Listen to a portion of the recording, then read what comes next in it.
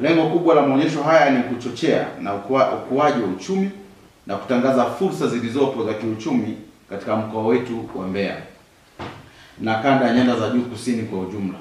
Lakini pia kama ilivyo sifa ya nyanda za juu kusini, uchumi katika uzalishaji wa chakula na biashara tunafanya vizuri. Ukiangalia kwa mfano katika mkoa wetu wa Mbeya kwenye uzalishaji wa vyakula kwenye uzalishaji wa mazao ya chakula tunashika nafasi ya 3 kitaifa. Na kwenye uzalishaji wa mazao ya chakula na biashara, kwa maana ya mazao ya biashara kwa ujumla wake, tunashika nafasi ya 3 kitaifa. Na mwaka 2023 tulipokea certificate chini ya Mheshimiwa Rais wetu Dr. Samia Suluhu Hassan.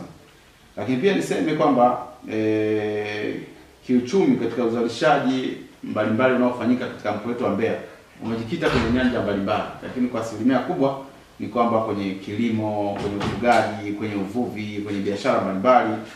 Lakini sasa maonyesho haya mwaka huu yana kauli mbiu yake ambayo kukuza biashara na kujenga utajiri kupitia mtandao wa mahusiano. Na kwa nini tumetumia kauli mbiu hii? Kwa sababu wenzetu wa TCCIA kwa kweli wamekuwa makini sana kwenye kutafuta kauli mbiu nzuri ambayo inaakisi maudhui yaliyoko kwa sasa. Kwa hiyo ukiangalia kukuza biashara na kujenga utajiri kupitia mtandao wa mahusiano. Mahusiano ni kwamba tunapaswa sasa tuongeze mahusiano kati ya Mbeya na mikoa mingine kuweza kupanua biashara.